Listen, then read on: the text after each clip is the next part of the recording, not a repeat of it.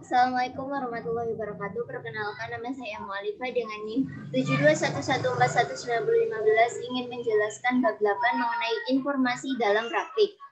Poin yang pertama ada informasi sebagai salah satu faktor penting penentu keberhasilan. Pada tahun 1961, D. Reynolds Daniel dari McKinsey Company memperkenalkan istilah Critical Success Factor atau CSV atau faktor penting penentu keberhasilan. Ia mengungkapkan bahwa terdapat beberapa aktivitas yang menentukan keberhasilan atau kegagalan bagi semua jenis organisasi, yaitu CSV. Contohnya seperti ketika manajemen sebuah perusahaan menjalankan konsep CSV, mereka akan memuaskan perhatian kepada pengidentifikasian CSV dan kemudian memonitor sampai seberapa jauh mereka telah mencapainya.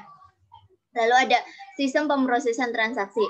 Sistem pemrosesan transaksi digunakan untuk menjelaskan sistem informasi yang mengumpulkan data yang menguraikan aktivitas perusahaan, mengubah data menjadi informasi, dan menyediakan informasi tersebut bagi para pengguna yang terdapat di dalam maupun luar perusahaan.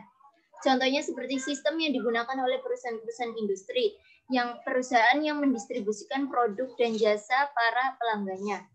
Dalam sistem pemrosesan transaksi ada tinjauan sistem, di mana unsur-unsur lingkungan dari sistem distribusi meliputi pelanggan, pemasok, ruang persediaan bahan baku, dan manajemen.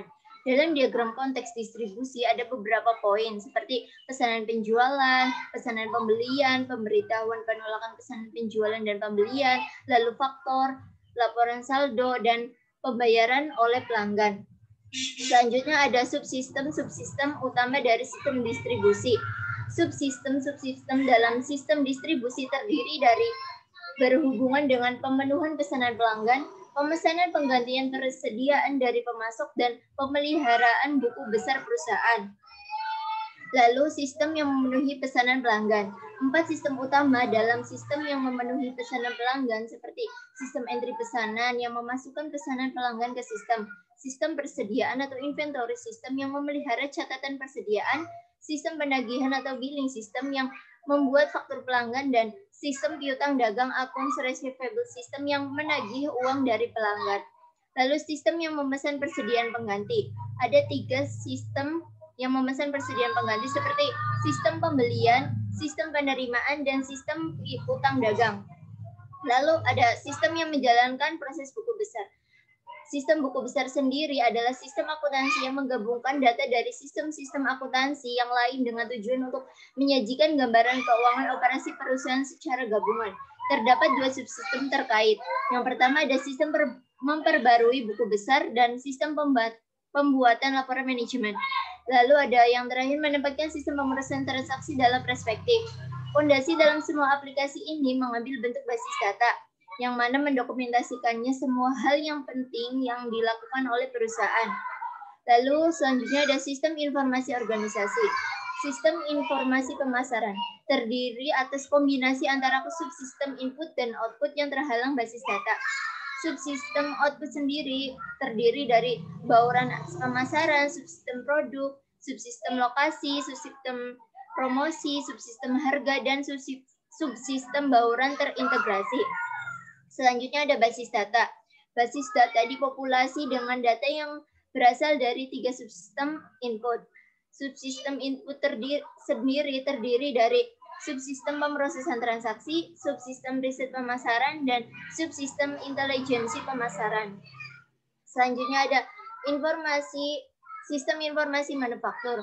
Subsistem rekayasa industri terdiri atas aktivitas-aktivitas yang dilakukan oleh para teknisi industri yang melakukan studi atas operasi manufaktur untuk memastikan keefisiensinya. Lalu ada sistem informasi keuangan. Sistem ini memberikan informasi kepada seluruh manajer perusahaan yang berkaitan dengan aktivitas keuangan perusahaan. Lalu ada sistem informasi eksekutif, di mana suatu sistem yang memberikan informasi kepada para manajer di tingkat yang lebih tinggi atas kinerja perusahaan secara keseluruhan. Lalu selanjutnya ada manajemen hubungan pelanggan.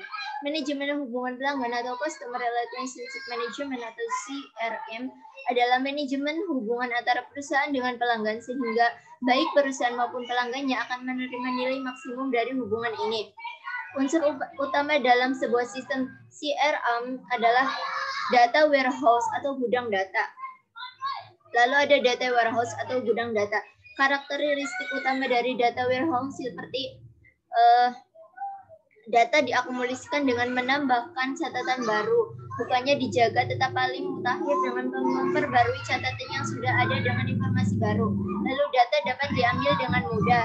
Data sepenuhnya digunakan untuk pengambilan keputusan dan tidak digunakan dalam operasi perusahaan sehari-hari.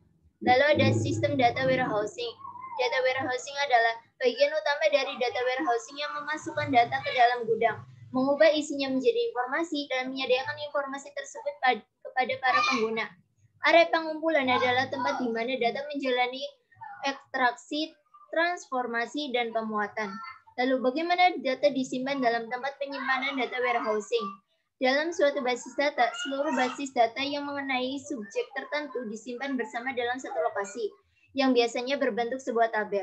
Data tersebut meliputi data pengidentifikasian, data deskriptif, dan data kuantitatif. Lalu dalam tempat penyimpanan data warehousing terdapat dua jenis tabel, yaitu tabel dimensi dan tabel fakta. Skema bintang berfokus pada penjualan komersial dilihat dari segi pelanggan, tenaga penjual, produk, dan waktu. Lalu ada penyimpanan informasi. Unsur terakhir dari data warehousing adalah sistem penyimpanan informasi yang mendapatkan data dari tempat penyimpanan data dan menjadikan informasi tersebut tersedia bagi para pengguna. Lalu ada proses melakukan navigasi ke bawah melalui tingkatan-tingkatan rincian disebut drill down, dan proses melakukan navigasi ke atas disebut roll up. Lalu ada OLAP. OLAP itu singkatan dari Online Analytical Processing, di mana memungkinkan pengguna berkomunikasi dengan data warehousing melalui GUI ataupun antarmuka web dengan cepat memperoleh dengan cepat informasi dalam berbagai jenis format termasuk grafik. Terdapat dua pendekatan untuk OLAP seperti ROLAP relational online analytical processing yang menggunakan sistem manajemen basis data relasional standar, dan MOLAP multidimensional online analytical processing yang menggunakan sistem manajemen basis data khusus multidimensial. Lalu ada data mining. Data mining adalah proses menemukan hubungan dalam data yang tidak dapat diketahui oleh pengguna. Terdapat dua cara dasar melakukan data mining. Yang pertama ada verifikasi hipotesis, hypothesis verification, dan penemuan pengetahuan, knowledge discovery. Lalu menempatkan data warehousing dalam perspektif. Kebutuhan akan data warehousing selalu ada sejak dulu. Namun teknologi informasi yang dibutuhkan untuk mendukungnya baru tersedia dan terjangkau belakangan ini. Ketika teknologi mampu mengejar permintaan, memungkinkan dilakukannya analisis data dengan cara yang praktis, tak terbatas, dan OLAP yang mungkin diambilnya dengan cepat. Kemampuan untuk menyimpan jumlah data yang praktis dan tak terbatas dan pengambilannya dengan cepat telah membuka gerbang-gerbang pemrosesan data yang baru. Cukup sekian penjelasan mengenai bab 8. Terima kasih. Wassalamualaikum warahmatullahi wabarakatuh.